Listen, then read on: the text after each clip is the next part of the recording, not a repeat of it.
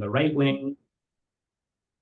Institutions like the Vienna and Bern Internationals, their merger in 1923 is that alternative pole. They didn't have the illusions of world revolution, were focused on those organic connections with the right wing of the movement. At the same time, this was happening in the context of encroaching fascist movement, moving into the space left by the failure of these revolutions. Where we're at right now, I think, is actually a very similar settling and reorientation point for a lot of dynamics in international socialism that have coalesced, but it's a very different situation. Right now, we don't have a communist international that's waiting in the wings for socialist parties to just send their members and vote on a democratic structure for governance. Within the United States movement, DSA, who we're here happy to be hosting, has sloughed off some of its more ardent reformist orientations in 2017, leaving the Socialist International, recently joining the Sao Paulo Forum as an associate member. Where we're at right now, we don't have that specific organized structure that can be like pointing towards a governance structure for socialist revolution. The largest socialist power in the People's Republic of China is organizing a lot of initiatives that are sort of a developmentalist internationalism. There's a Belt and Road Initiative, the Shanghai Cooperation Organization, the BRICS. These are initiatives that are rooted in the global South and come from the experience of China's internationalism, but are somewhat agnostic of the internal development of the participating nations, right? The focus is on securing that peaceful development so that countries can form their own path. At the same time, it's of course important to recognize that that is not an abandonment of the socialist principles of China, right? There is a special emphasis on China's relationship with Cuba. There's events like the World Socialist Forum for official communist parties and organizing at that high level. It's very clear also that the spirit of international socialism is very visible among people-to-people interactions, right? We've seen with the ban and unban and ban again of TikTok with the rise of Xiaohongshu, a very clear spirit of people-to-people interaction. And anybody who's had the chance to join that social network has seen that people are really excited to share the lessons of international socialism and the struggles that we have here in America, how those connect to the struggles of people in China, people around the world. The dynamic in this new international order is creating the conditions for the emergence of a multilateral and multipolar world, but the responsibility for socialist transition is going to remain the responsibility of that world order's participants. Here in America, that means that we have to fight to keep the US empire from undermining the global anti-imperialist movements while we're struggling for socialism here. The empire is in a reorientation period. We're seeing a change in the tactics of empire, but we're still seeing the same fundamental principles of crushing international movements to be very held. Under these conditions, American socialists really have three core tasks, and I'm really excited for us to talk about what those are today. Of course, one, to accelerate the decline of American imperialism, allow for progressive movements in the periphery to find their own footing. Two, to learn from international socialist movements to inform and inspire our organizing work here in America. And then three, to be able to use education, people-to-people diplomacy, and shared organizing to build the organic connections and solidarity at all levels, whether it's diplomatic, whether it's people-to-people interaction, that can become the roots of that future socialist internationalism. The first task, of course, is the most urgent. It's really important that we do not abandon our task of buying space for countries around the world to find their own footing. The emergence of multipolarity provides an opportunity for global progressive movements to take hold, but the US empire is in a period of reorientation. We can't be under the illusion that the dynamics that we're seeing are a withdrawal of the empire, but a new set of tactics. USAID, the cancellation of the reduction in military budget, does not mean that the US is not interested in overthrowing progressive movements around the world. It means that it's trying to find new paths to be able to do it, recognizing to some degree the inevitability of multipolarity and trying to find how to stake its new imperialist position within those scenarios. Of course, we're also seeing the militarization of the border regime and immigration intersecting with that imperial policy. The United States has essentially reoriented all of its domestic policy to be protecting Israel, and to be actually following Israel in a lot of ways in its process of self-isolation. And I think that's going to be a really challenging and difficult environment for us to be organizing in domestically. But I think it also means that there is going to be further isolation and further less opportunity for those sort of more regime change through global diffuse NGO networks to actually be able to be something that the United States is pushing. So it's much more dangerous in a lot of ways because it's a lot more explicitly militarized. But I think there's a clarity that's bringing there. DSA is going to continue to be taking a role in that work, resisting US funding for the Israeli military, supporting organizing efforts like the encampments on college campuses across the country, participating in the No Appetite for Apartheid campaign to build BDS into a mass movement via mass organizing. Of course, doing other important work, being at the center of the fight to end the embargo on Cuba, following to be able to learn from movements across Latin America through joining the Sao Paulo Forum and as an associate member, work that I'm really excited to see things like the Zenko Hinoko anti-base project to oppose the construction of military base in Okinawa. But at the same time, I think there's that question of what are we actually building to when we're talking about global socialist governance? And I think that's an open question in a lot of ways. And I'm really excited for us to be able to spend some time talking about that. I think at one point, just being able to invest in political education, being able to ensure that Americans in DSA, and also who have contact with other organizations that we're going to be hearing from today, have the ability to learn lessons from the socialist movement globally. So to be able to actually understand the struggles that people have gone through to fight for socialism around the world, and be able to take those lessons to their work here in America. Also expanding opportunities for people-to-people diplomacy, delegations to places like Cuba, expanding personal travel for people who have the opportunity to be able to visit, understand the amazing strides the people of Cuba have taken while understanding the challenges that they're facing under the embargo. In 2023, Xi Jinping announcing the effort for bringing 50,000 young people to China, taking the opportunity to go on visits and delegations to have those people-to-people interactions and actually understand, how are people thinking about socialism as a global project. Within DSA, I think there's also really interesting opportunities for things like shared organizing projects. I've seen some people in DSA have gone out to canvass with a Irish socialist group called People Before Profit and actually spend time on the street interacting with people as part of a parliamentary campaign there. So whether it's direct people-to-people diplomacy, whether it is actually organizing efforts, being able to send people for delegations abroad, I think there's an opportunity for a real baseline of people-to-people interaction and understanding that I think can be the roots of that new internationalism. But how that transforms into an international governance system for world socialism, I don't have the answers to that question. I don't think any of us here do. But I want to center that here as we're talking not just about what are we doing to gain space for the international movements to have progressive values and progressive movements succeed, but also what are we actually going to be able to do to build that practical process of interaction and development?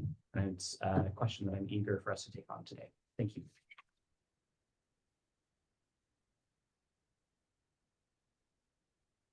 Thank you, Sam. Okay, so how we're going to do this, I'm going to go ahead and introduce our panelists. Then we have some prepared questions for each to respond to, but then also maybe have a dialogue around with each other. And then after that, we'll go ahead and open the floor for some open Q&A from the audience. So I guess to start off, we'll start off with our speaker, Aisha Nazar.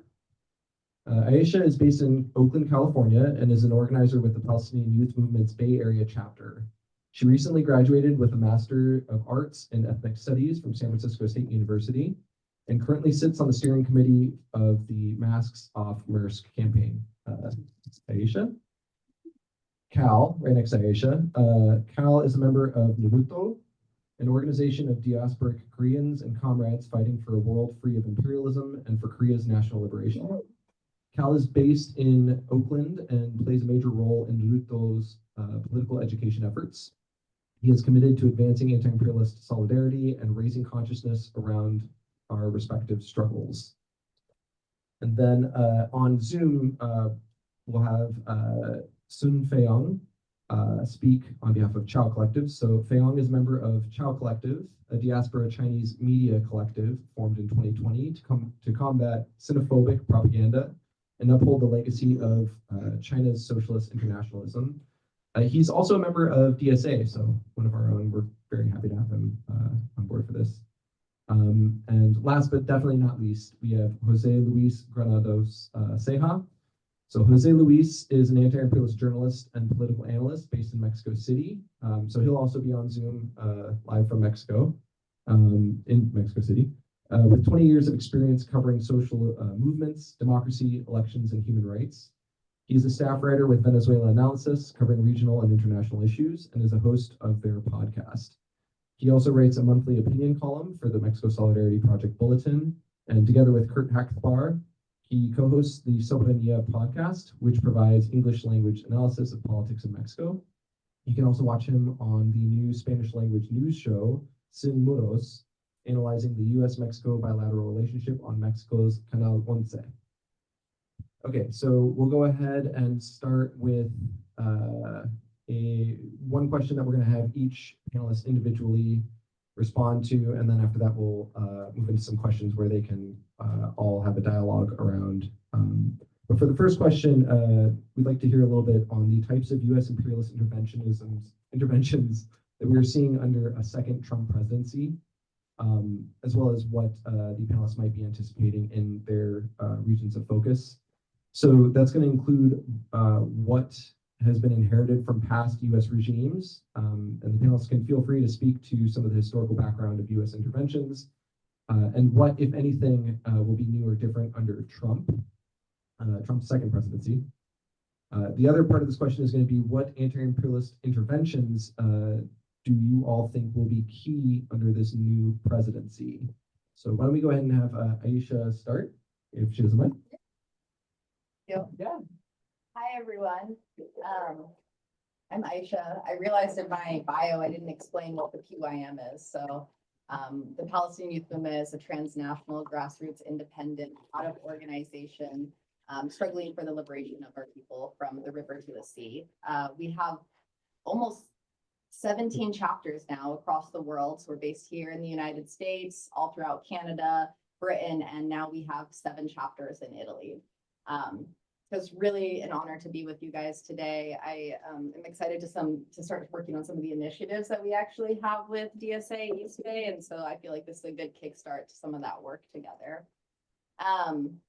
So okay, this is a big question that you posed, so I'm gonna try to keep it like 4 different parts, you know. So when we think about the Trump administration, what is some of the language that people use to describe how he's moving and how he's making decisions? Just like throw it out. Chaotic. Unpredictable. 19th century. 19th century. Fascist, capitalist. Autocratic. Oligarchical. Yep, these are all great. And so like we as the Palestinians, when we actually stepped into this era under Trump, we were like, okay, this is what the liberal media is telling us, that it's chaotic, that he's unpredictable, that Trump is going through. And we had to figure out how we orient ourselves to that for multiple reasons. One, because obviously under the Biden administration, we had seen how all of our struggles for a ceasefire really were useless. And we actually came into the Trump administration under a ceasefire, and we knew that it was brokered by him. And so our people were really confused because they were like, we're seeing this difference between Biden and Trump. And simultaneously, we obviously know that Trump's not on our side. We know he's fascist. We know that he's a capitalist. We know that he's not intrinsically interconnected to our liberation struggle. And so, you know, through analyzing the Trump administration, we were like, okay, let's actually figure out how we can understand and actually start figuring out what is predictable from him. And we realized that there were, you know, 3 competing agendas, basically, within the Trump administration. And they're actually following an agenda to the playbook. The way that we've identified that is that there's, the techno-feudalists, the tech right, the tech oligarchs, whatever you want to call it, the tech billionaires. These are like the Elon Musks, the Peter Thiels. We have the neocons, typical old right-wing Republicans. And then we have the rise of this populist nationalist. And the populist nationalists are really interesting for us to actually understand. These are the ones who are really fighting for this hyper-militarization of the border. They're the ones who are struggling for tariffs. They want to bring our jobs back to the United States, right? It's this America First propaganda. I think that this is actually, this segment of the Trump administration is actually why we saw Trump meet with Zelensky and speak to him in the way that he did. And I actually think that it was probably the populist nationalists who were actually pushing on him to invoke a ceasefire. If you saw when the ceasefire broke, there were people like Marjorie Taylor Greene all of a sudden pissed off about it, which was really shocking to see. And so I say all of this because I think that when we think about the interventions that we actually need to make as a people right now, we actually have to understand what they are struggling for, these different agendas, these competing forces within the Trump administration. What are they working towards? How do they intersect with each other and work together well? And what are the contradictions between them? And how do we actually leverage some of those contradictions to continue to create a crisis within the imperial core? Because that's really what our job is. Under the Biden administration, I think we created a crisis around ceasefire, because anybody with a heart wants a ceasefire, right? Like, it's not just the broad base under Biden wanted a ceasefire. I would say the American public as a whole wanted a ceasefire. For Trump, I think that's actually arms embargo. And I say this because I think that there's actually tactical alliances and ways that we're able to build out a broad united movement that now are that we now have opportunities for that we didn't under Biden. And so, I think that this is like to say that like your average American is, losing their opportunity to have retirement, their medical systems, right? Like your average working class American who may have voted for Trump is now actually feeling the ramifications of his fascist policies. And they're like, why the hell is all my money going to fight these imperialist wars abroad? So for us, one of the things that we are really struggling for, and one of our main tasks, is to create a crisis within the imperial core. And I think that that is, in this time and age, really going to come from an arms embargo.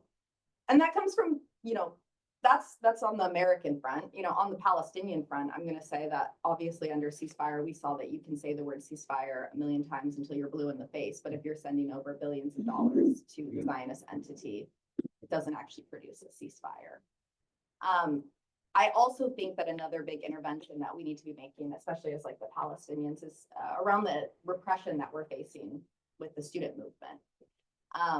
I think that this actually provides an opportunity for us to show how Zionism is so deeply embedded in fascism and this Trump administration, and how the Palestinian people are being used as a scapegoat and trying to be isolated from the broader movement. And actually our struggle is central to immigrant rights.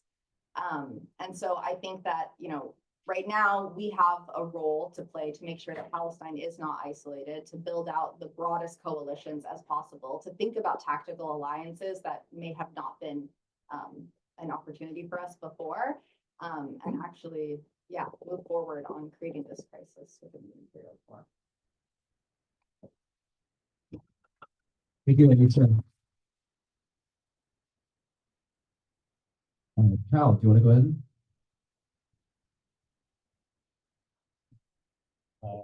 Hi everyone, I'm Cal. I'm from NoDutDol for Korean Community Development.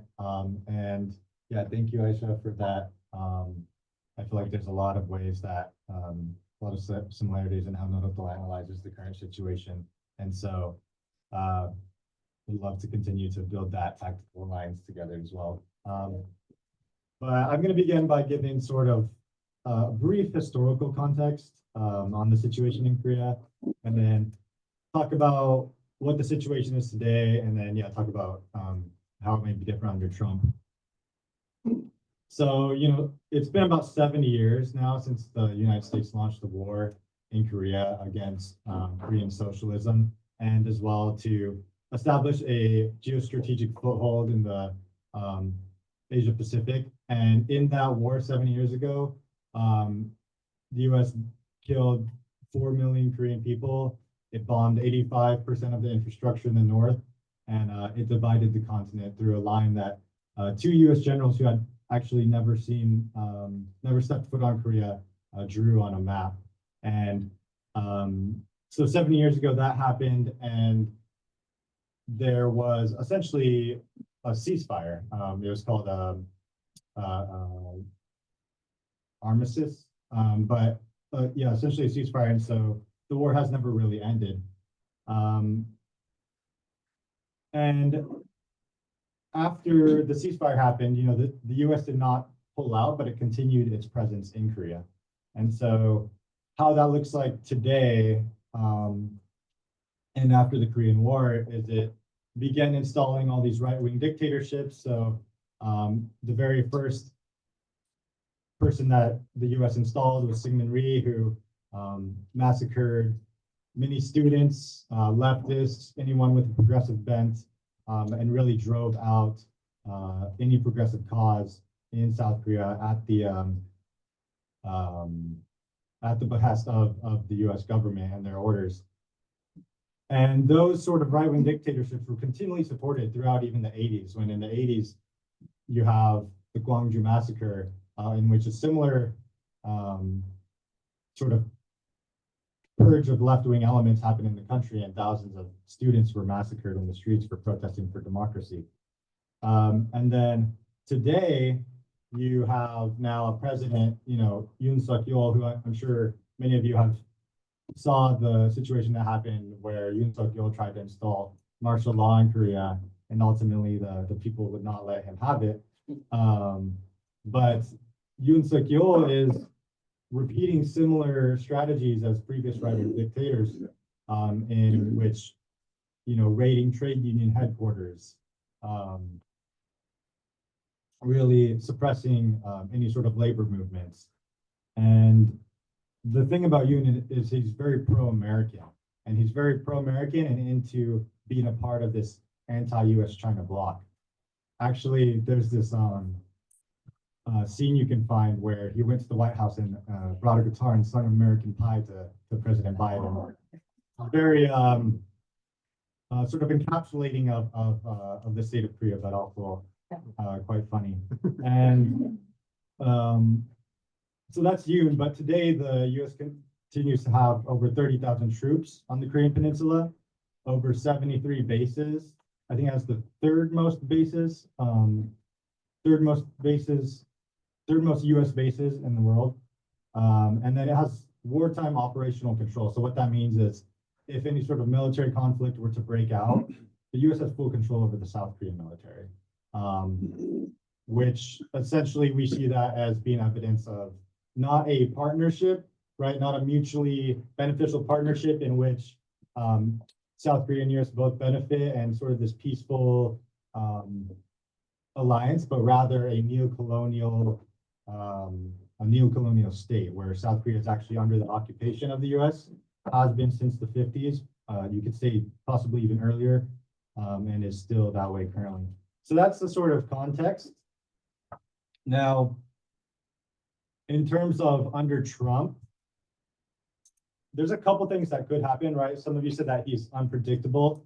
And so one thing that could happen is as Yoon comes, so Yoon is being tried for impeachment, but there's a likely scenario that Yoon may not become impeached, in which case there's also speculation that he could go for a second martial law, right? And so there's a possibility that under Trump, Yoon will be sort of emboldened, and the sort of fascistic policies of Yoon will continue to escalate.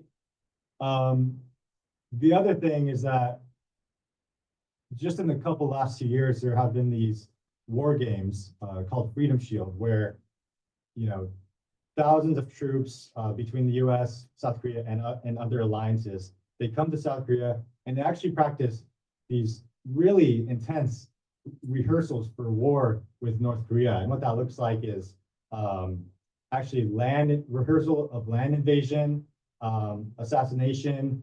They just brought nuclear submarines right to the DMZ in the sea this last time, and then also rehearsal for nuclear warfare, right? So obviously aggressive war exercises, and these could continue to escalate. And so, yeah, those are two things under Trump. Another thing is, there's this sort of image that people have of, especially in the mainstream media, of like, oh, Trump is actually trying to do diplomacy with North Korea. And people interpret that in all different kinds of ways. But one thing we know is that, it's kind of false, because in all the deals that Trump has tried to has espoused with North Korea, he has always reneged on them, and he fundamentally does not challenge the key contradiction in Korea, which is that no matter what sort of rhetoric Trump spouts, no matter whether he maybe removes 1,000 U.S. troops but makes South Korea enlist 1,000 more of their own troops, but whatever Trump does, he's not challenging the fundamental contradiction, which is that the U.S. is in Korea, and that's the real obstacle towards peace. And so, yeah, there's all these kinds of different things that might happen under Trump, which we should be wary of and continue to analyze. But ultimately, we as NoDutDol, we see the primary obstacle to peace in Korea as the U.S. And so, in terms of the intervention, we want the U.S. out of Korea.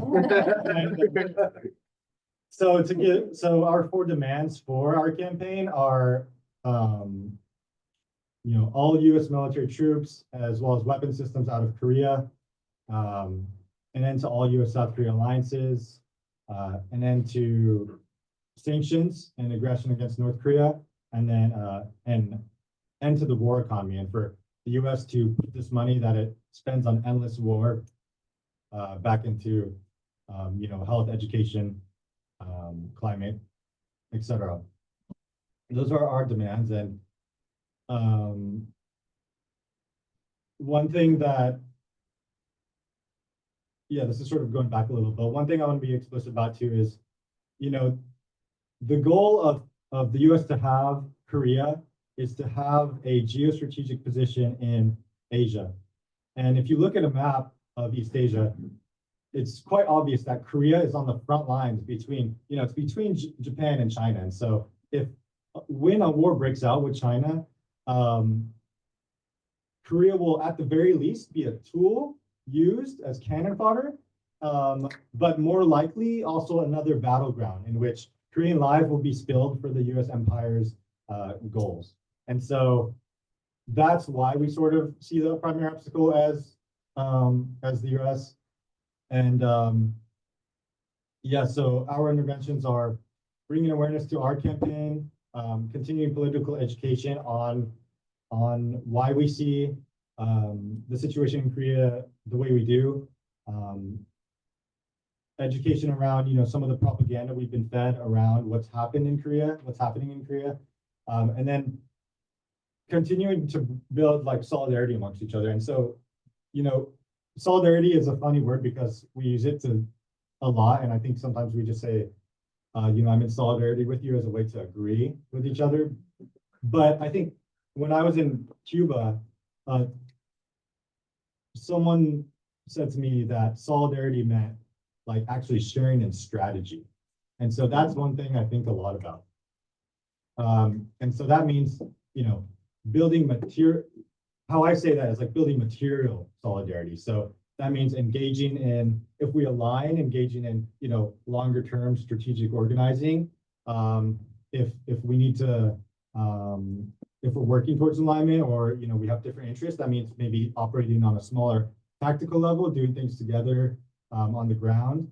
And that also means like resource sharing, I think, and actually providing each other not just strategies, but whether it's, people to help out with things or actual, other resources, I think it's important to ground solidarity in the material reality. And so, yeah, I think that's my answer to the question. Thank you.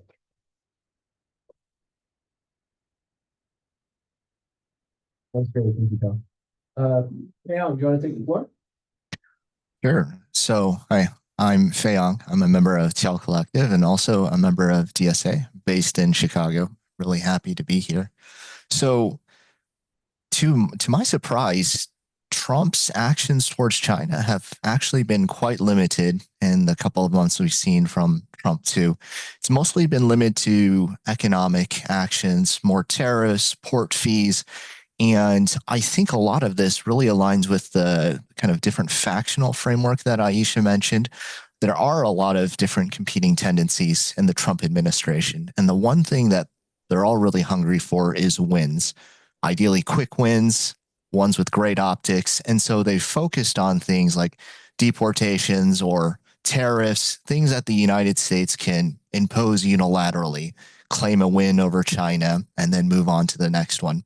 There's actually not a lot they can do with China directly that isn't going to take a lot of time, money, effort, and it's unclear how, more freedom of navigation operations in the South China Sea can be spun as a win by the Trump administration. So they focus on a lot of these things that, while certainly unpleasant for China, is something that the Chinese government has certainly been prepared for. Higher tariffs, targeting shipping. So where I think the real, danger is really Chinese Americans, right? Because those are the people that are vulnerable to the United States government. We've seen increased targeting of student advocates for Palestine. There was a Korean American, I believe, who was recently targeted by ICE in New York City as well. And that's the sort of thing that could easily spread to Chinese Americans as well. The House committee sent out this letter to Stanford asking for a list of all the Chinese students at your university. What are they studying? And it's those kind of domestic actions that I really see the Trump administration focusing on because they're fast, they're easy, and they're easy to spin as a win. Whereas targeting China itself, something that's just going to take a lot more planning and time, patience, and money that this administration seems really short of. So I do expect most of the administration's energy to be focused on other areas where they see themselves as having more power, more leverage, and easy for each of these factions to demonstrate a quick optical win.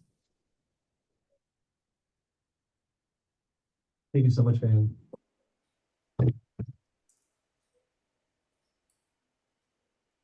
All right, Jose Luis, want to go ahead and take it? Sure. Hi. Good evening, everybody. It's good to be here with you and to be able to connect with Andy here. Consider him a friend. We've been able to keep in touch over the days here.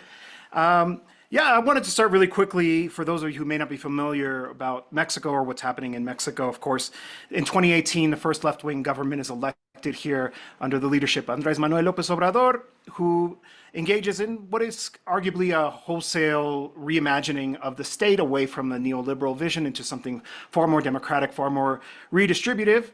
It's not really what we're here to talk about now. So I'll fast forward basically to 2024, where Claudia Sheinbaum, his protege, successor, is elected in another landslide victory, in fact, actually even bigger than the one that López Obrador won, representing a supermajority in Congress as well. And so what we've been seeing over the last few years is a deepening of the process here, the political process in Mexico that's called the Fourth Transformation.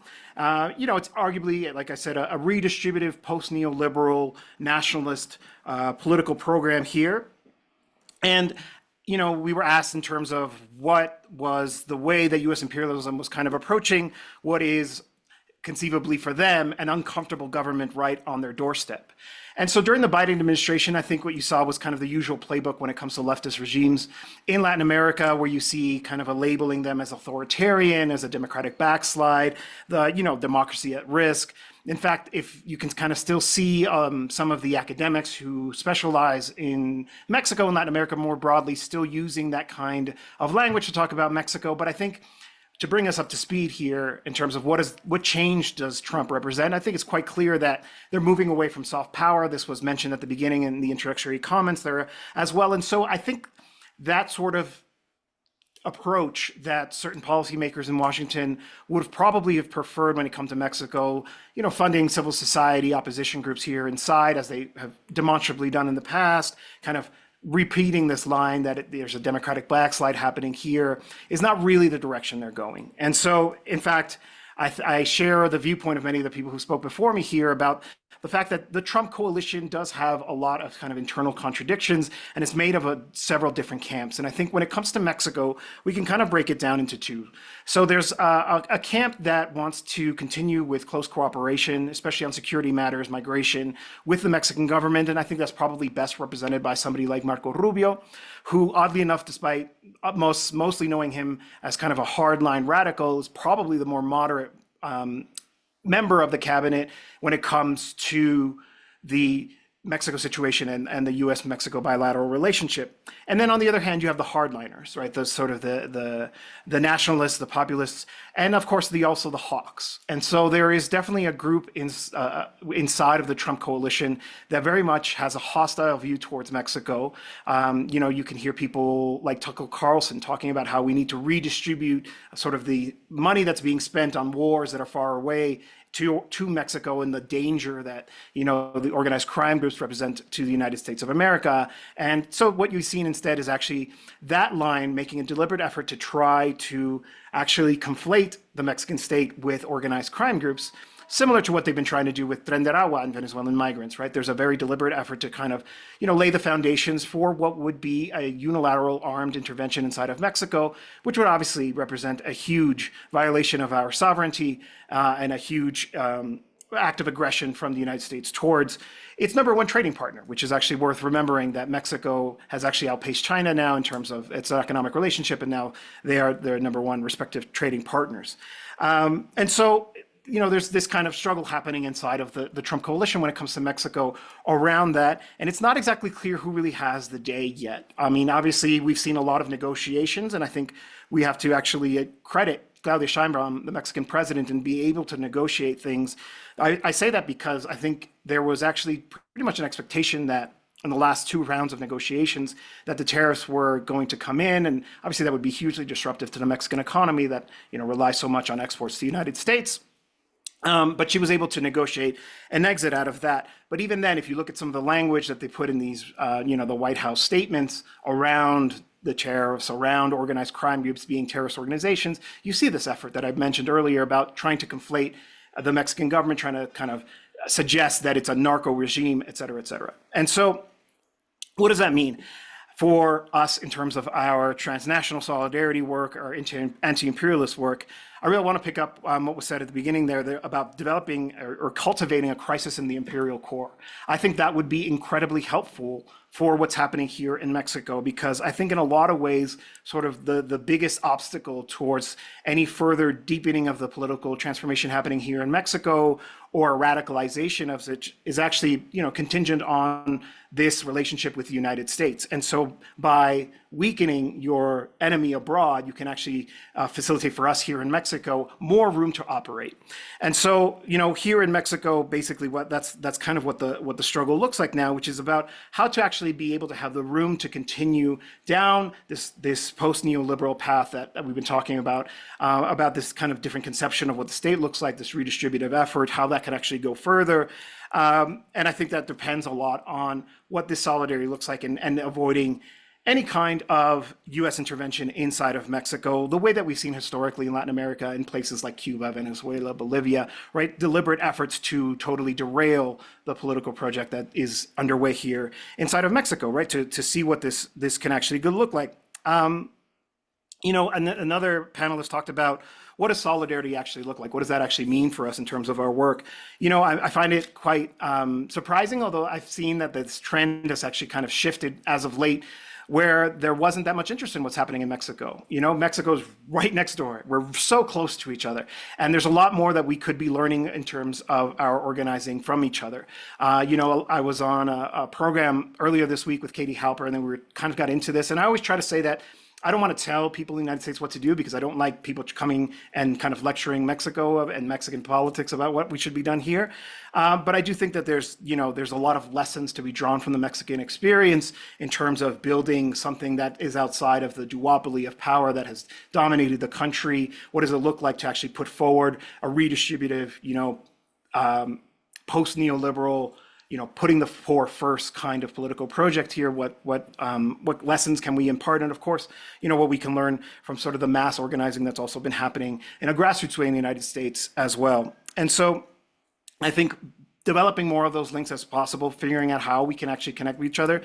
But I do think that in like an emergency situation, right? Let's say Trump does actually engage in military action inside of Mexico without the authorization of the Mexican government. I think that would require emergency mobilizations, the kind of organizing that we've seen around other, U.S.-backed regime change efforts, U.S. violence, U.S.-sponsored intervention, bombings, all the rest of it. That kind of mobilization to denounce it, to say no, to stop any kind of worsening of that situation, to put an immediate stop to it. I think that's something that definitely, if that came to pass, and I do think that it is reasonable to think that it could happen, that we kind of reconnect again and talk about what does that look like to be able to resist that deliberate act of aggression against, your southern neighbor. And then so finally, talking about what Sun was talking about in his presentation as well, I do think that what we've been seeing, in particular, the actions against Haitians, Cubans, and Venezuelans above all, I think is really worrisome because of the way that they're justifying it, right? The use of the Alien Enemies Act, the fact that this is the same kind of legislation that could lead to, mass detentions and concentration camps that we've seen historically when this act has actually been, and it's actually there's a lot of parallels there. In the case of the Venezuelan migrants, what have they been trying to do, saying they're all Tren de Aragua, they all belong to gangs, they're all connected to organized crime. In the case of Mexico, we've already seen that. The same day one executive order that Trump issued that declared Tren de Aragua a terrorist organization also talked about the Mexican organized crime groups, what you call cartels over there. And so similarly, you could see how this could be applied in sort of in a much more kind of casting a very wide net when it comes to who they're targeting. And it could be, the upwards of 40 million people who are Mexican or of Mexican descent, and even beyond, of course, right? Like going after all Latin Americans. We know these racists are not particularly intelligent, and they think that all Latin Americans are Mexicans, right? And so again, if then that kind of circumstance, again, figuring out how we can strengthen our ties of solidarity to be able to, respond to what would be a widespread human rights violation happening, against, again, people who conceivably should be very close to you.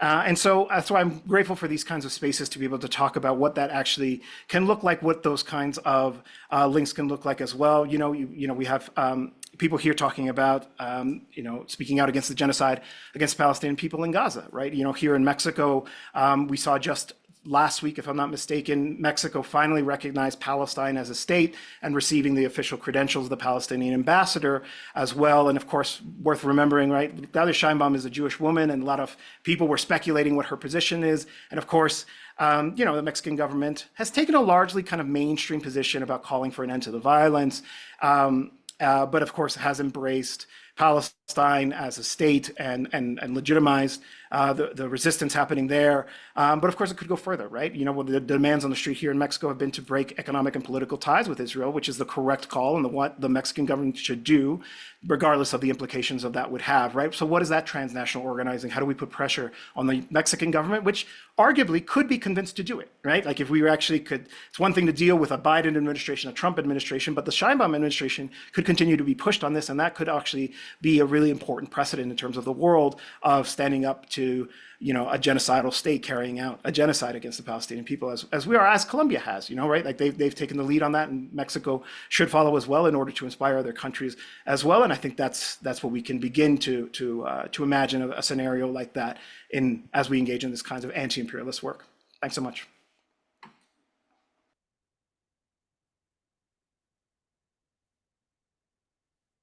Thank you, Jose Luis. Really happy to have you join us again. It's always a pleasure. Okay, so for the sake of time, I think we'll do maybe about 10 or 15 minutes for this next one, and then we'll turn it over to Sam for some one more question. But if we could have the panelists, instead of just having calling on each one to take turns, just speak freely when you're ready, if you want to respond to it, and yeah, we'll let it kind of unfold into a natural dialogue. So what has changed in terms of international relations outside of the United States? What does this mean for the US empire in terms of its position of power, and how this all might influence its acts of imperialist aggression?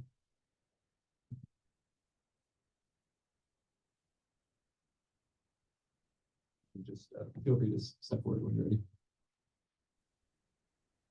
I'll start that to say that a lot of things are really now out in the open that have previously been covered up by a sort of smiling facade, right?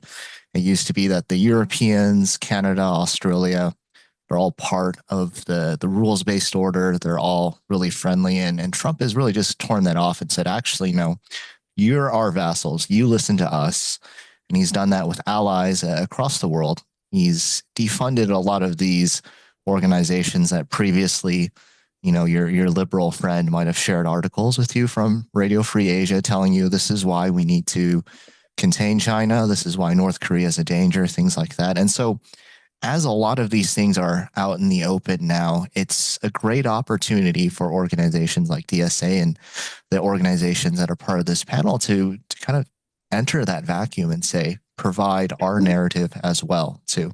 And like Canada, I think is a great example of a lot of Canadian friends that are still quite in shock by what the Trump administration has done and the rhetoric towards Canada too. So there's a great opportunity here, and we're going to get 4 years of this. So there's ample time to kind of start, you know, finding your spots and spreading our point of view as well.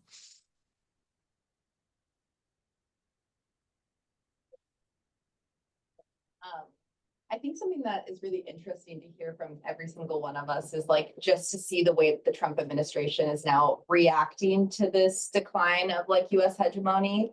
And like the mask is really off. And I think that that provides like you already said, like so many points of agitation and actually possibilities for coalition building.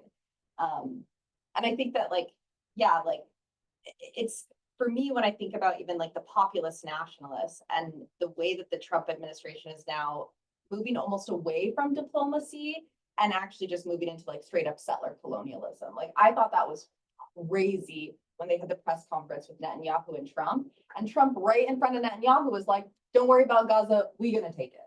And we're gonna make a Riviera. It's gonna be the greatest Riviera you ever seen. It's gonna be amazing. We're gonna build all of these things over there. And Netanyahu, you could see his brain like turning, you know, he's like, oh my God, like how do I orient to this? Because he's like, Trump is my buddy, like I can't, but obviously this goes even against his agenda. We see like, you know, Trump is now calling for like the colonization of like Greenland and like, you know, like Mexico and Canada and just this like, it's like no longer, taking this like fake, I mean, we knew under Biden there was no diplomacy really, but at least there was a facade of diplomacy, and now it's actually moving into like overt fascism. And I think that like, yeah, it's horrific to see, obviously. And it's also, there's so many points of agitation and like what US empire is actually capable of is now really clear to the masses. And I think that it's going to produce the opportunity for international solidarity from third world struggles who are here and also third world struggles abroad with like actually progressive socialists in the United States. And I think that we have a really big role to play in bridging that divide.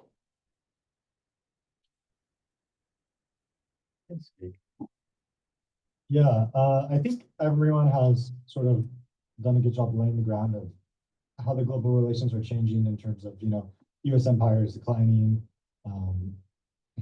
It's no longer a unipolar US world. It's now a multipolar world, and the US is threatened by China, all these kinds of things. And so I guess I just want to underscore like Korea's importance, or like in the multipolar world, or rather Koreans' importance for the US empire as it tries to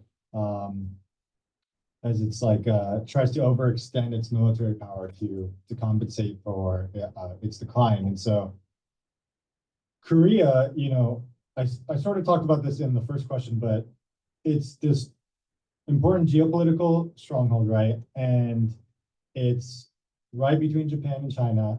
It would be the front lines. And so as the US ramps up its turn to China and its, what is it called? Like pivot to Asia, pivot to China. And, is increasingly militarizing around that area, as well as in Korea by escalating the war exercises. The importance of Korea is that a Korea where there is peace, where the US is no longer in Korea, where there is national liberation, where there is eventual reunification, that is a like a death toll for the US empire, because Korea is such an important strategic stronghold. And so, like when we talk about all of our disparate struggles or becoming unified through coalitions and through solidarity, I think a lot of times we're supporting each other for that strategic component of becoming more unified, as well as for the moral component of we support each other's causes. But I think it's also important to recognize that these things are really intertwined in terms of, if the US is there, you hear this analogy sort of like the US is like a beast with multiple hands, and like each hand is in another part of the world, right? Or if it's an octopus, each tentacle, whatever, there's all these analogies. But in that analogy, if one of those limbs is disarmed, not only does that make the US empire weaker, but it actually removes a function of the US empire. And so for Korea, to be liberated and for the US to be out of there, not only would it weaken the US empire, but it would stop its ability to operate specifically in the Asia Pacific, which would then have implications for how it operates in the rest of the world, if that makes sense. So yeah, I want to just say how important I think it is that we continue to focus on what's going on in Korea and to advocate for its national liberation. So yeah. Just finally to add, I guess I'll throw my 2 cents in about, we really can take advantage of these moments where there is a perceived weakness amongst the ruling class.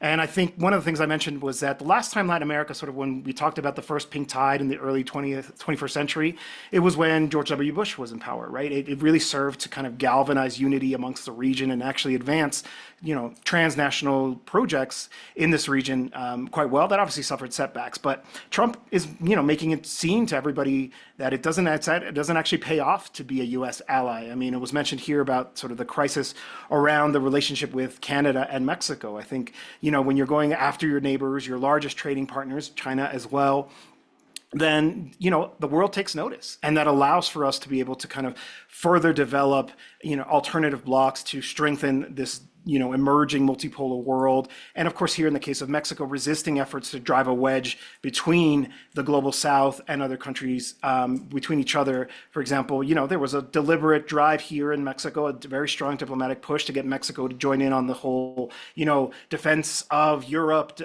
stand with Ukraine, resist Russia. And, Mexico didn't fall for that. No, I mean, obviously kept and received a lot of criticism for keeping a positive relationship with Russia. And right now with negotiations around the tariffs, there's been this pressure to get Mexico to also kind of join in on the anti-China campaign that the U.S. is leading. And of course, we've seen resistance against that as well, right? Mexico enjoys very positive relationships, not as much as other countries of Latin America, but certainly, has a very fruitful relationship that could obviously be further, extended, deepened if the United States continue to go down this road that it is, where of aggravating its closest neighbors and allies. Awesome. Thank you so much, everyone. Sam, do you want to go ahead and present your question? Sure. Want to thank everybody again for all of their really powerful and exciting thoughts here. I'm interested, as we're thinking, beyond the Trump admin towards the sort of longer longer term view here, sort of going back to how I'm thinking about, 100 years ago, we had maybe the Comintern, which had a lot of perils of hegemonism. It was very dominated by the Soviet Union, but it was still like a really powerful entity that was operating with a claim for establishing socialist governance across the world. I think as socialists, we have that vision. It is going to mean a lot of different things in 2025 from the lessons of the socialist movement through that history. And so as we're thinking about the positive project that we're building, I am interested as we think about learning from those lessons, learning what has worked and what doesn't. What do we actually think the path for that international governance is in the long term, right? How do these movements coalesce, and how do we actually think about what comes after we're able to get the boots off the neck as socialist elements take hold with the space that we're trying to buy them? How do we build socialist hegemony without obviously the perils of hegemonism and the challenges of past versions of the movement? And again, we'll leave this just open for speakers as they're ready to go ahead and chime in.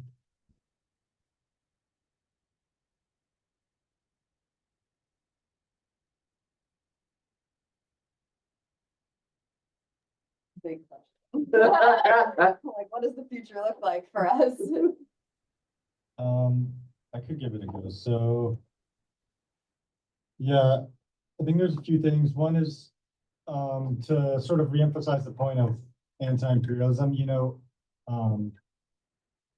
Anti-imperialism, but then also national liberation, has various definitions. And I think one of the primary definitions of national liberation is a country wresting back control of their history, or wresting back control of their productive forces, if you like. And so actually, colonization, imperialism, it stops a country's history from progressing in its own way. And so that's why I think anti-imperialism and national liberation is so important, because without a country being able to shape its own history, you're not going to get socialism. And on that point, national liberation is also a starting point, right? And so what happens after national liberation, right? That's a question of, I think, building socialism. And I think to do that, we have to have ideological clarity. So what that means is, I think rigorous political education and actually figuring out how socialism is built, how revolution is made. And so being very clear about that, because I think right now as like broad coalition, or there's a lot of, anti-imperialist organizations, NoDutDol is one. And,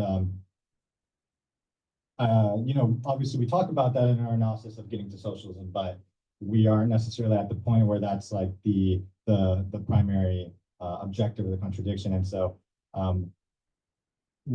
as we get to that point, we need to, I think, reorient ourselves to political education and be very rigorous about it. And the other thing is, in terms of the sort of internationalist socialism, I think we have to provide spaces to which we can struggle together, and not just like struggle as in like build together, but also struggle between each other in order to have discussions and get on the same page about how to build socialism and lessons we can give each other as well. And so, there's no, Comintern, but I think, perhaps that's an opportunity, and it's a moment to create various forums of actually international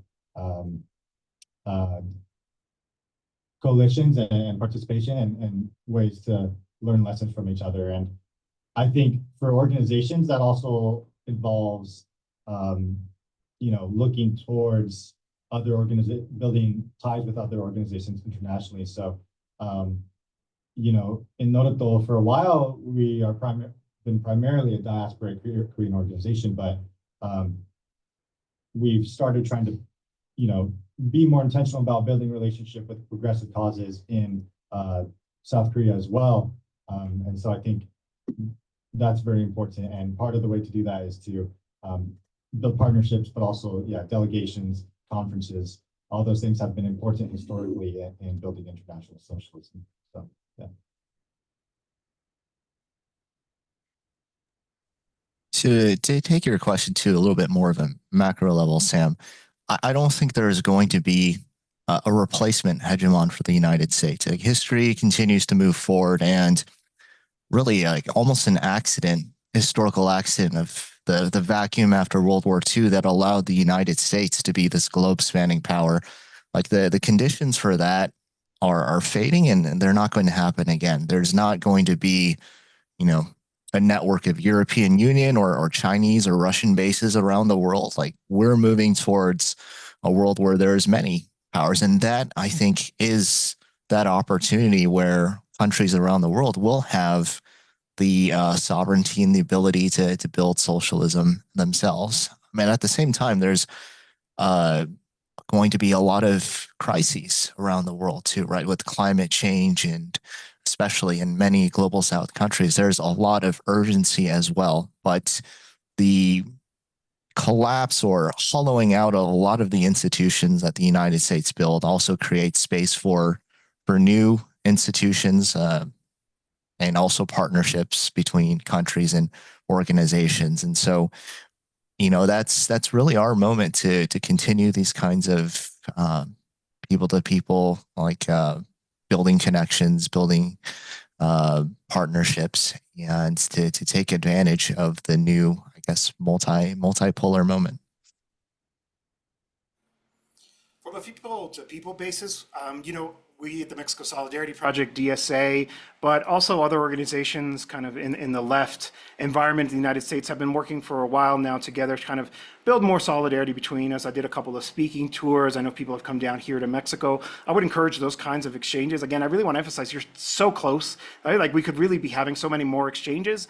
But also, I think if people are curious about like an institutional space where some of this kind of work can be done, there's also here in Latin America, Alba Movimientos Sociales, right, which is a gathering of, I believe, 400 organizations from 25 different countries, where they meet and collaborate on campaigns and projects on a regular basis, right? There's the language barrier, but, you know, we can overcome that, figuring out ways of facilitating communication, because that, at the very least, I know is a space that exists where social movements like the ones that are represented here today could actually come together on a continental basis to be able to collaborate. And I think those kinds of, as much as I believe in the kind of people to people and organization to organization work, I've obviously been deeply involved with it myself. I do think we need these institutional spaces that kind of keep us, you know, keep us moving and keep us meeting and keep us talking to each other in a kind of a systematized way.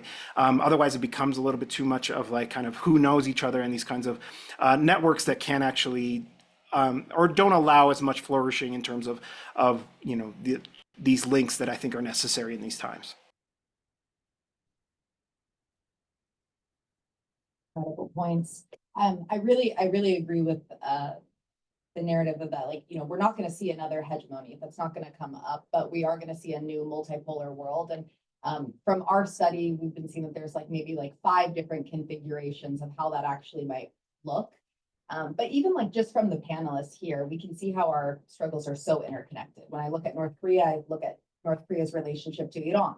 When I look at China, I think about the fact that the way that Trump decided to actually broker the ceasefire was because 2 days before, China was supposed to come in and broker the ceasefire, which lit a fire under the US's ass, because they were like, we can't have China be the arbitrator of peace. That's our job. I think about even the fact Trump administration has invoked the Aliens of War Act, which is pretty scary. And now they're using that to deport, you know, Venezuelans. And I'm thinking about how that's going to play out for the Palestinians, thinking about border surveillance apparatuses, you know, that's used in Palestine and also used here between the United States and Mexico. Like, there are so many different ways that our international struggles are actually aiding each other, and there's so many different ways that our oppressors are sharing tactic and strategy. And so I think it really comes back to what your definition is of solidarity, where it's like, this is material, like this is actually us sharing our strategies with each other, engaging in that conversation. Like, you know, we don't need unprincipled peace right now. We actually need to struggle through and reach a higher level of unity between our other, you know, third world national liberation struggles, because truly to reach a global socialist order, we need to have our national liberation that's going to lead us there. And so I think that, like, you know, I'm so glad that we have our partnerships, and I'm really excited to deepen my partnerships with all of you guys as well.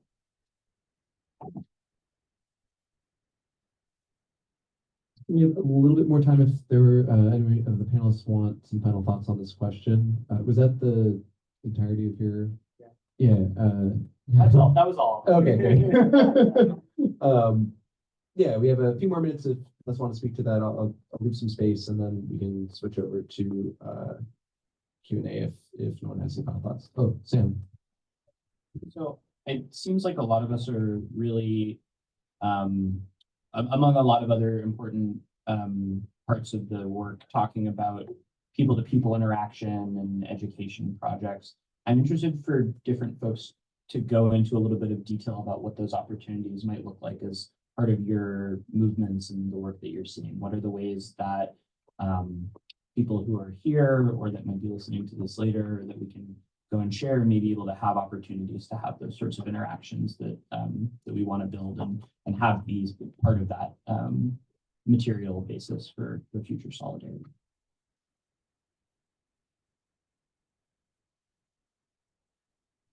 Yeah, I can take this one. So we've been really focused on what it means to bring our people from mobilizing to organizing. We've seen the Palestinians in the street. If there's one thing that we know how to do, it's take to the streets. We've seen that from the Intifada till now. But we also want to make sure that it's not just this moment of like heightened crisis that people are out agitating in the streets, but we're actually being able to bring them into organization, develop their skills, and make them active agents in our struggle. And so we've been launching, you know, volunteer meetings where we're bringing in out of youth between 18 and 35, ages 18 and 35. We use the international definition of youth. I know it doesn't seem like youth, but we are youth. And really trying to skill them up, engage in political debate with each other, and then actually plug them into tangible work. And something that we've been really trying to push against is this idea that it's like, you know, for us, like, we're not a party, we're an organization, we're a base building organization. And so frankly, for us, it's like, if the PYM is not your political home, that's okay. What we actually really want to do is give you the tools to be able to engage in your communities and be able to struggle for change. And link that to our national liberation struggle, because our goal is, you know, while, you know, of course, we're going to struggle for justice here, our job is the right of return. Like, we want to go home to our homeland. And so making sure that that's the North Star for all of our communities, they don't get lost in that, and they're really deeply embedded in that. And we've created a bunch of different campaigns that people can plug into. The most important is the Mask Off MERS campaign. So we realized that we need to actually enact a people's arms embargo because the government's not giving us arms embargo. And so what is ways that we can actually physically, tangibly enact it ourselves? And so we started looking at logistics companies because we realized that it was logistics companies that were facilitating the transfer of weapons over to the Zionist entity. There's a million different campaigns that go against weapons manufacturers, and that's important and like really critical work. And it's really difficult to convince Lockheed Martin to stop making weapons themselves. So we were like, okay, what is our second best option that we can actually stop? We can sever this tie between the United States and the Zionist entity, and that's through the logistics trade. And so we're in Oakland, so I'm sure you guys all know about Block the Boat and how successful that's been. And so now we're trying to build, that strategy, but also expand it to think about larger logistics companies around the world. Maersk being the largest logistics company ever. We did some research and we were able to see that through the Maritime Security Program, which was created during Operation Desert Storm. Basically, the United States needed to contract commercial ships to be able to transfer weapons over to whatever country they were engaged in war in, because they literally didn't have the fleets from their own military naval vessels. And so we realized that Maersk comprised the biggest component of that fleet. And then we were like, this is our target, and this is the way that we actually can enact a material people's arms embargo. And so that's kind of a tangential point, but just to say, like, really getting creative with the ways that we're able to engage our community. I think that the city council resolutions has been really great, bringing people in. Like our community was agitated about that ceasefire. Now we're moving to arms embargo and divestment materially here. And we have the People's Conference that's going to be happening at the beginning of September, and I really encourage you all to come. It's going to be the second conference that we had. It's the largest conference. Our last conference was the largest conference we've had for the Palestinian struggle in the United States in the past 20 years, with over 3,000 people attending. And so we had different panels where folks were able to exchange strategies and tactics and talk about the different sectors of our work and how my friends. Yeah, so I would encourage you all to join us at the People's Conference. Quick point of order for folks who are in the back who can't see. There are a bunch of spaces. Maybe embarrassing to come up front, but please.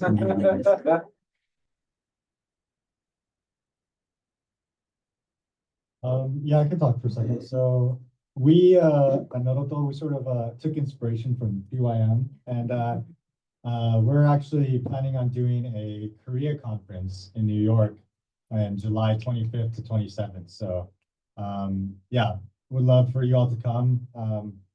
I don't know if you could stay from July to September to try to go back to back, but yeah, we'll have the Korea conference, and then yeah, we continue to have like community events here in the Bay. So well, and in SoCal in New York, but I guess one thing that we're doing, we do a lot of political education work. We're also starting to approach a stage where we're building out what we call like our community, right? So maybe a way to get plugged in without necessarily being like a core member. So I think that's important to think about for organizations, is like the different maybe tiers or ways to engage with people. But what I was going to say is we're going to do a film screening on April 12th about the Jeju massacre.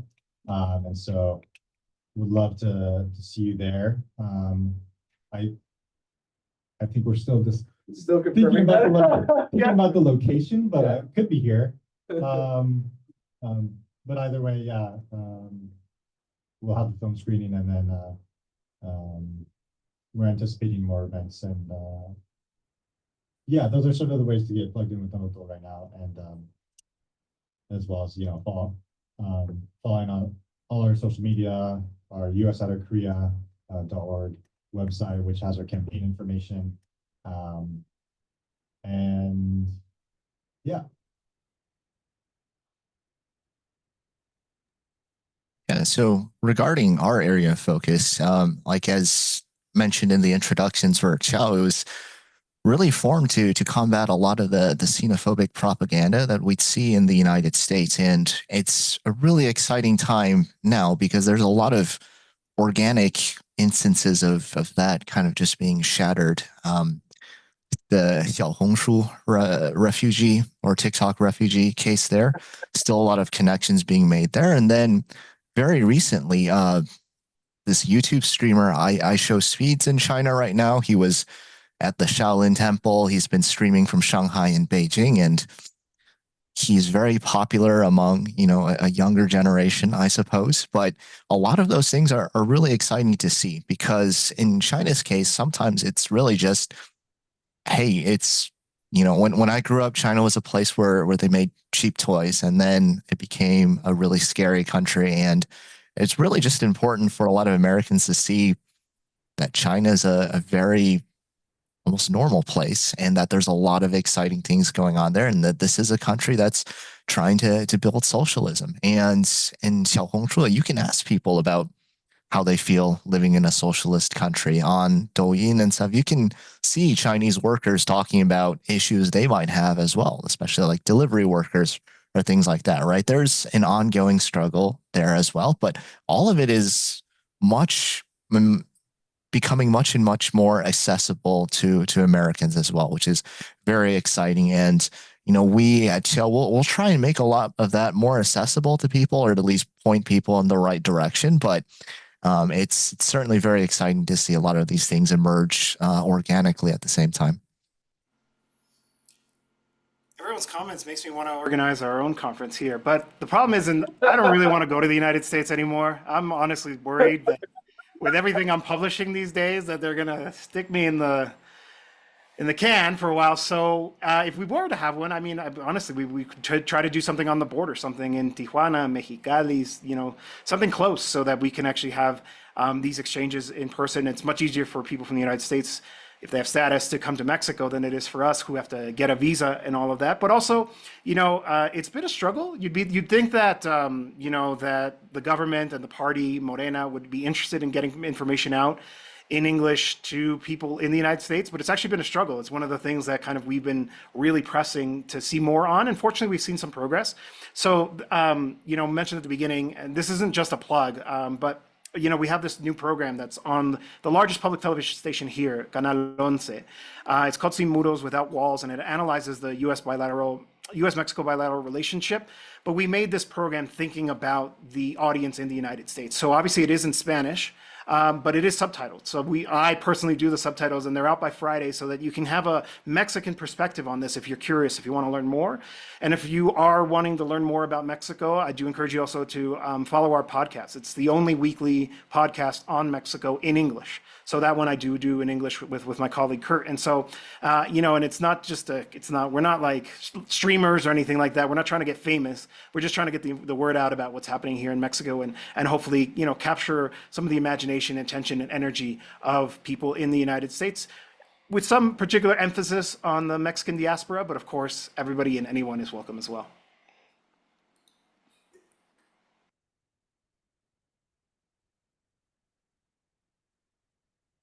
That was great. Also, I want to second Jose Luis's suggestion to listen to Soberania is an incredible podcast. I listen to it frequently. I get all my updates first through Soberania and then through other spaces after that. Sin Muros is really good too, their new show. So what we're going to do now is go ahead and open up to questions from the audience that our panelists can respond to. If you are online, if you could just type in your question, we'll go ahead and make sure that it gets read out. For those of you in the room, feel free to, well, I guess raise your hand, and then if there's a lot, we can start to form a line. But yeah, floor is open for anyone who has a question for our panelists.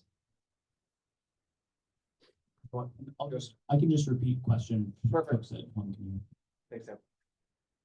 Yeah, so talking about socialist movements and sort of post-imperialism and capitalizing on the crisis that the current administration is having, I feel like I've noticed personally that there's been people who are more open-minded about socialism now than ever have been before, at least in the American space. I feel like, you know, like my neolib parents who've always voted like Democrat were like, oh, you know, actually Sanders was right. You were always right about Sanders. And I feel like we're seeing more and more people on the left acknowledging, we're seeing a lot of popularity right now with Sanders and Alexandria Ocasio-Cortez, who represent the more progressive diaspora. And so I'm wondering, moving forward, is there a way now that we can capitalize on that? What are some strategies or tactics for now? First, quick check. How much of that did you all get? Is it a worthwhile exercise for me to repeat? It would be good for the audience. Yeah, cool, great. So with more people becoming open to socialism, what are tactics and strategies that we can adopt to capitalize on this movement of growing receptiveness to that message?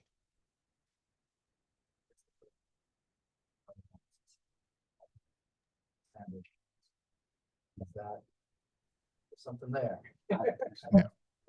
And also within the context of, you know, politicians who may be pushing this forward, other mechanisms to draw.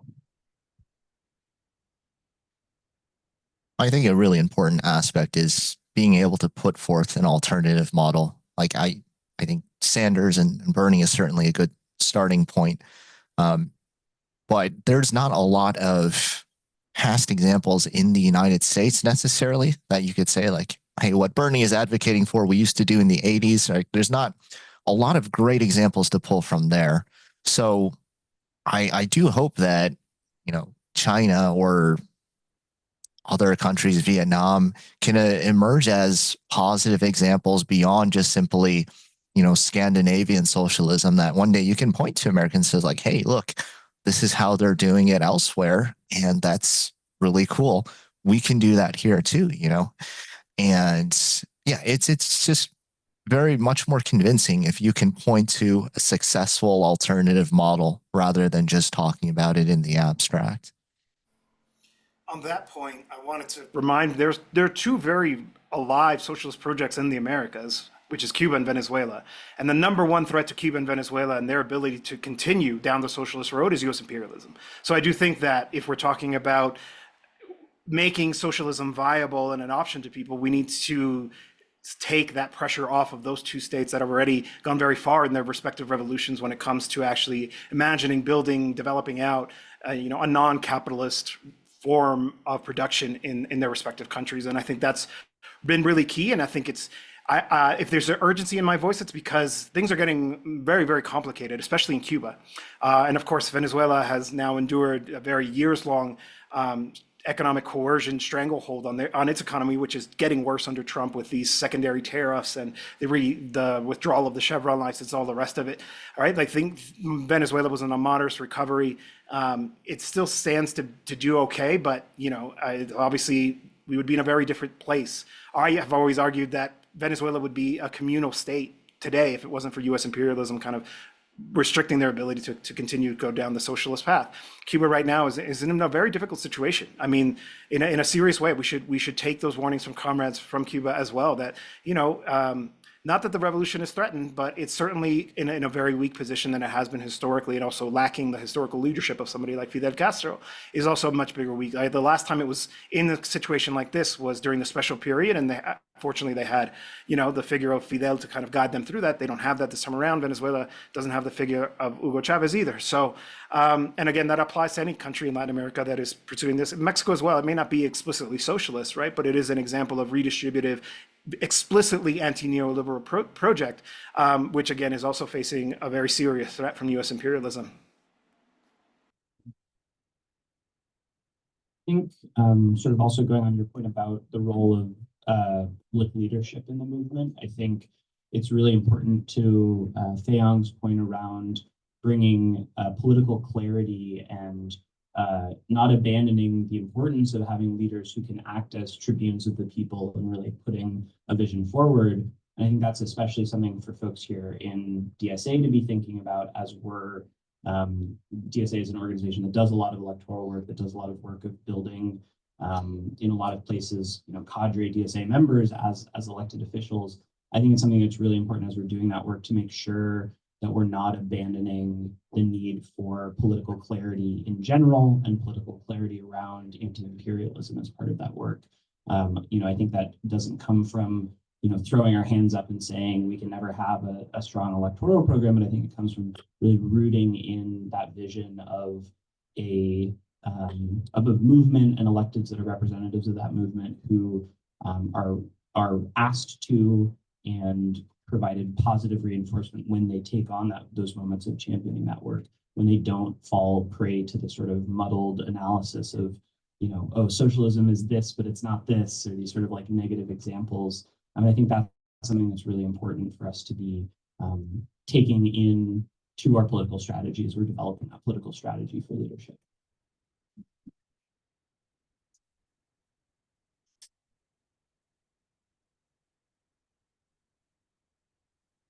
No. Yeah. Any on Zoom, by the way? Yeah, could we have someone unmute to ask a question? Sure. All right, And then we'll jump to you right after that. Sorry. all right, go ahead and then mute. Okay, thanks. Yeah, I had a question about the proxy war in Ukraine. I think the interconnectedness of the different struggles against U.S. imperialism around the world is really critical. And the proxy war with Russia and Ukraine is something where there is a lot of confusion, I would say, at least. And a lot of people that call themselves leftist are supporting that war and supporting arming Ukraine, and $185 billion already that the U.S. has poured into Ukraine. There's a quote here in the chat from Nardine Kiswani, which I can read. I have a bad cough, so I may break out coughing, but I thought it was relevant here. The disparity in Western sympathy isn't hard for me to see. Western backing of Ukraine isn't about supporting an oppressed people. It's about advancing geopolitical interests, just like its backing of Israel. Ukraine and Palestine are not analogous struggles. Palestine is resisting an active settler colonial project, while Ukraine, with full Western military and financial backing, is fighting a war where it plays a role in upholding imperialist structures as part of a broader strategy to weaken Russia. And the biggest complaint that Democratic liberals have about Trump is that he's talking to Putin. Okay, I'm not saying that it's a, you know, he has his own goals, and I'm not saying that it'll be successful in the short term. But the other thing I should say is I'm sorry, the attack on Yemen.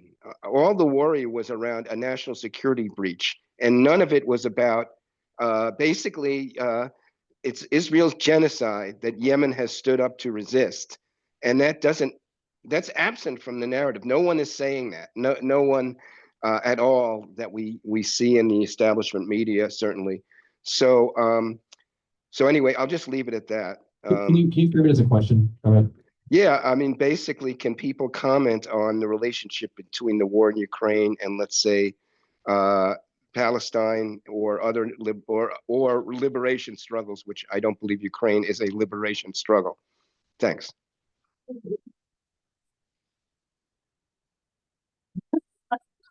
I'm so glad to hear him here.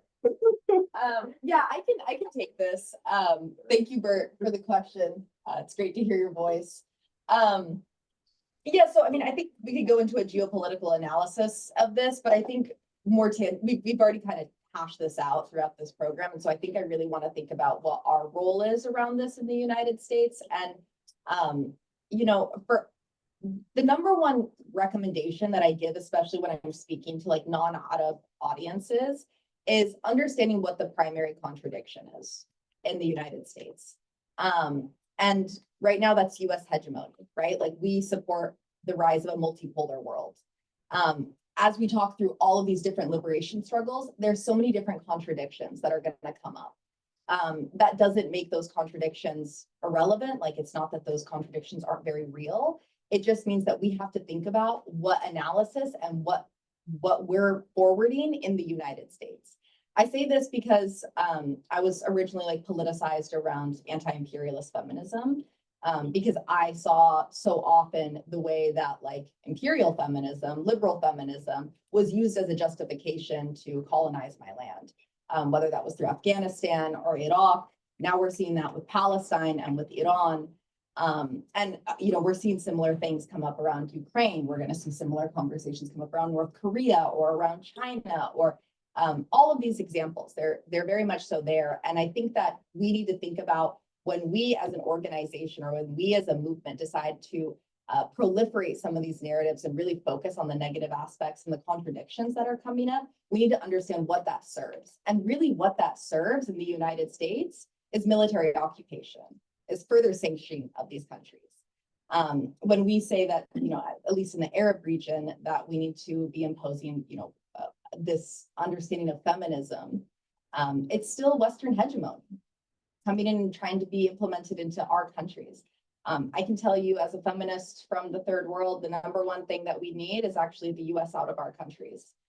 That's the number one thing that's killing our women. And so, yeah, I think that like just to kind of, it's the wraparound answer. I'm so sorry, Bert, but just to say that, like, you know, I think that it's really important that we stay focused on creating a crisis within the imperial core. That should be our number one goal, and building solidarity with other third world movements, and yeah, like really being able to decipher when there's propaganda being thrown at us that serves a larger project, which we often saw, especially with Ukraine and Palestine, right? Why are we supporting Ukraine and their liberation struggle and not Palestinians without any sort of a geopolitical analysis applied to that? It's very superficial, and I think that it's our job as socialists to actually interrogate that and figure out what that serves.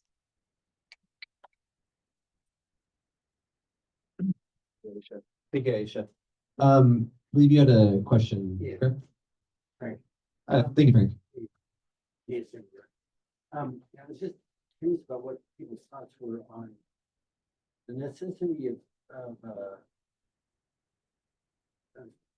taking, organizing independent of and against the Democratic Party, because I mean, it's clearly shown itself in the construct of the party genocide. You know, and in that way, it's sort of going back to its roots, you know, as a party founded by Andrew Jackson, you know, so, and the other piece is that, I mean, here in the area, you know, see you're the back of your thing about the, you know, the protesters. I mean, this is the same repressive force that's come up against us, you know, organizing against, you know, imperialism here as well, you know, like in San Francisco.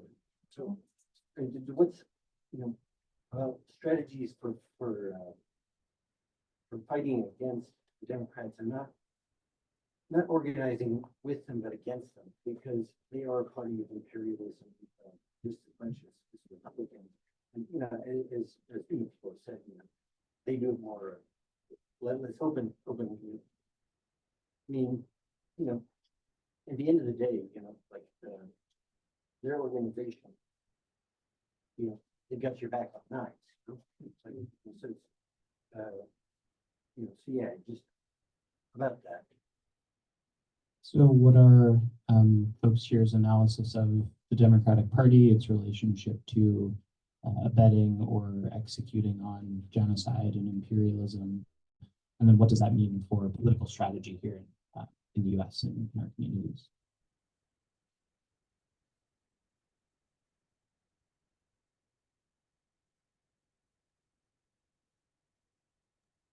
But it's a tough question. I would say that it's been very clear, especially in the last couple of months, that most Democrats are very happy to be career politicians. They're not really interested in sort of putting forth the way that they want to govern, whereas the Republicans are, at least a certain type of Republican is much more proactive about saying, this is the way I want to govern, and I'm going to go and do it. And I'd say it depends locally. If there are candidates that you think are worth the support and that will put out their positive vision of politics, and they can do that within the Democratic Party, then you know it's probably something that I think is worth supporting. But at the national level, like the names that we've seen today, they seem much more content to be an opposition party, and they're not really that interested in pushing it back against the Trump administration in the way that we would like to see them do so. I want to jump in and just say two things about this issue. The first one, in terms of just oftentimes it's degrees, right, when it comes to U.S. imperialism towards Mexico. I was talking about during my introductory comments a potential unilateral military action by the United States inside Mexico, and how this would represent, you know, pretty disastrous situation for the bilateral relationship, but for Mexico in general. The interesting thing is, it was actually under Joe Biden that there really was unilateral military action by the United States inside Mexico recently. And that was with the kidnapping of El Mayo Zambada, which is a key figure, one of the capos in the Sinaloa cartel. Now, I don't want to sound like I'm defending a cartel boss, but that decision, that unilateral decision by the United States, which they still have refused to explain to Mexico and the Mexican government, unleashed a wave of violence in the state of Sinaloa that they're still contending with today. U.S. action ends up spilling blood inside of Mexico, and they don't give a shit. And that was under Democrats, and obviously Republicans are perfectly willing to do it as well. It just depends on the balance of forces, whether or not they actually do or not. On the other issue, again, I don't like to tell people in the United States what to do, but I will mention that in Mexico, both in the late 80s, so 1988, and in 2018, you know, there was a deliberate decision, well, earlier, but there was a deliberate decision by the left-wing forces to abandon the existing political vehicles and build a new one. So it actually happened twice, and it involved a lot of martyrdom, quite literally, of people being assassinated, as is the history of Latin America generally. This is also true of Colombia, for example, Venezuela. And having to build that new party. And when that new party, the one that was created in the 80s, the PRD, also became consumed by sort of the establishment, the parliamentary left forces said, okay, we got to leave and build another one. And they did. And now Morena is one of the most powerful political parties in the world, right? Like I mentioned this, super majority. Claudia Sheinbaum has an 85% approval rating. That's virtually unheard of, especially for a country the size of Mexico. So it gives you an idea of there being a need for a moment. But I will say, in terms of somebody asking about leadership, we wouldn't have gotten here without Cuauhtémoc Cárdenas in the 80s and López Obrador here in the 21st century. The leadership does matter. I don't know if that figure exists in US politics now. It probably does. He or she probably does. They probably do. But, it's not readily apparent to anybody, at least not to me. I certainly, I always make a joke that Bernie Sanders did me a favor of not allowing myself to be seduced by his rhetoric, because very early on when he was running against Hillary, he called Hugo Chavez, my political hero, a dictator. And so it made it pretty easy in terms of oh, okay, I get this guy. I know what he's talking about. So anyway, it's up to you in terms of figuring out who that person is. But I do think maybe it's kind of anti-materialist to talk about in this way, but it does matter. That, having a figure that can kind of be the standard bearer for that breakaway, I think is really important. In the case of Mexico, it was an indispensable part of that formula that led to us getting to the point where we're at now today. I think another interesting dynamic with when we talk about our relation to the Democratic Party is also the fact that in a lot of major cities, especially cities that have a more dominant liberalism, the Democratic Party does sort of, in a lot of ways, contain mainstream politics and sort of act as sort of factional struggle between moderate and progressive factors within cities. You're seeing this a lot in San Francisco, where there's a lot of tech money coming in to literally take over the levers of Democratic Party with the Democratic County Commission, another seat in there somewhere. And there's a really interesting sort of reckoning question among a lot of progressive activists who've organized within the Democratic Party because they've seen it as a vehicle for change, reckoning with what I would say is something I feel like I've understood for a long time, which is that that's the ratchet only goes one way, and we're seeing the ratchet go that way. I think that's not to say, in my perspective, that the answer for socialist politics is to pick up all of the progressive democratic organizers, and that's going to be the new base for socialism.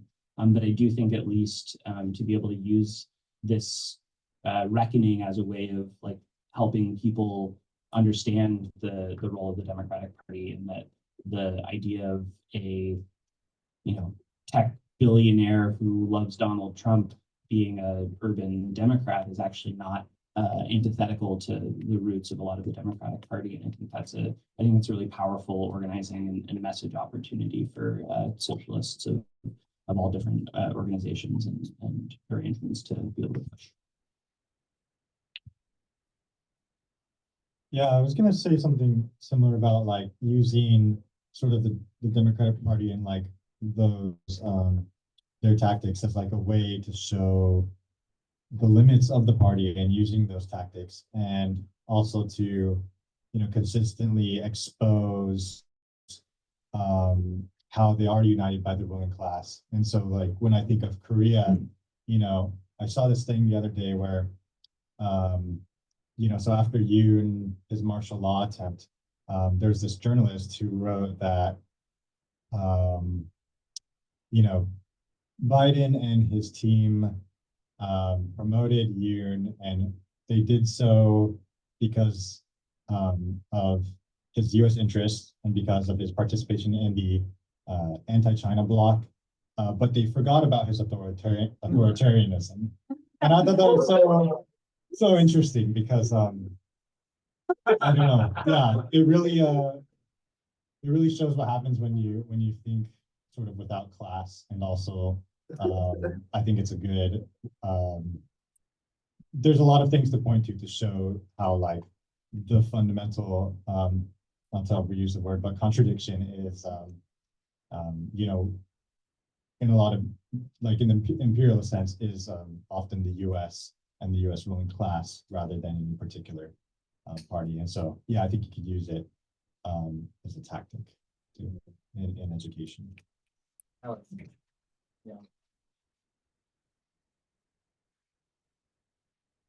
Okay, we're pretty much at time. I'm gonna say we should probably call it just so we can give some last few minutes for folks to do any last moment plugs. I will say for DSA, if you, I think we share with Aisha, we are trying to build a movement, but the real key thing is just joining an organization. If it's not ours, totally fine. But if you are feeling called to join us in our work, we really do need the support we can get. So if you want to join, if you're not a member yet, you can go to dsausa.org/join. And Victoria is going to go ahead and put the link into the chat. Already did, apparently. All right, that's awesome. We'd love to have you plugged into local work if you're in the East Bay or San Francisco, or if you're joining online in another state. Please join your local chapter if you feel called to. We also have National DSA also has an international body. It is the DSA International Committee. If you're interested in joining that, we do incredible work through there. It's dsaic.org/apply. We'd love to have you help us in our work there as well. But yeah, if the panelists want to just do any last moment plugs, we'd love to hear from them. Oh no, Jose Luis left. His power went out. Oh no. I'll plug it for him at the end. He's got a good podcast. Spell it for them. I will. In terms of last minute plugs, I guess, well, I'll put our Twitter and website in the chat. Definitely give us a follow. We put out articles and threads occasionally, but as I'm also a member of DSA and the International Committee, I also encourage those of you with an interest to apply and join there as well. Quick plug. One, you should join the International Committee. That's a great committee within the DSA, so support that for sure. The other one is that we are going to have a national march on April 5th in DC. That is something that's co-sponsored and put on by DSA and the PYM amongst AMP, USCPR, Answer Coalition. So it's a really broad-reaching coalition, and the goal is to bring out as many people. We're seeing with the repression, they're trying to isolate certain students. They want to create a chilling effect. And so it's really important under the Trump administration that we show up in the most broad and united way as physically possible. And so if you can go to DC, that would be amazing. I know it's a short turnaround, but last time we had, 500,000 people out in the streets. And so it's really important that we show out in big numbers.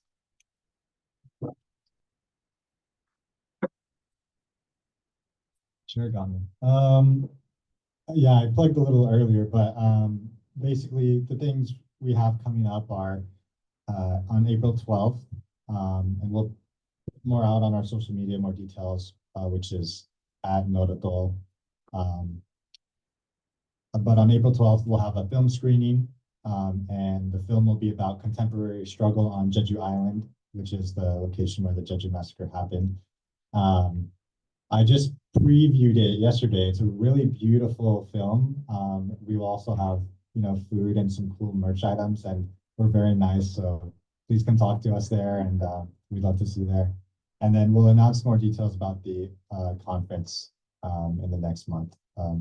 So those are the two big things coming up. And then, yeah, just again, our website is usoutofkorea.org, and you can sign up for emails and get more information there as well. So yeah, thank you.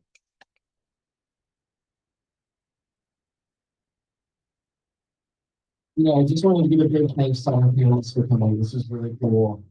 Would not be possible without them. And a big thanks to Sam as well for joining us for this.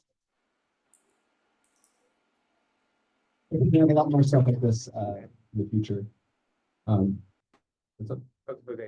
Oh, yeah, Jose Luis, do you want to do a plug? I kind of did one already. Follow our podcast. Please subscribe. Check out the show. If you're trying to learn Spanish, you can put the subtitles on for Sin Muros and join us along. And of course, if you're interested in the work of the Mexico Solidarity Project, there's a bulletin. It's weekly. That's also bilingual. So if you're interested in receiving it in English or Spanish, you can follow the work of the Mexico Solidarity Project there. And thank you so much. It's been a privilege to be able to share the space with so many important anti-imperialist activists. It's so enriching to have a conversation on those terms, not just about resisting U.S. intervention, but quite literally, explicitly, U.S. imperialism as the way it should be.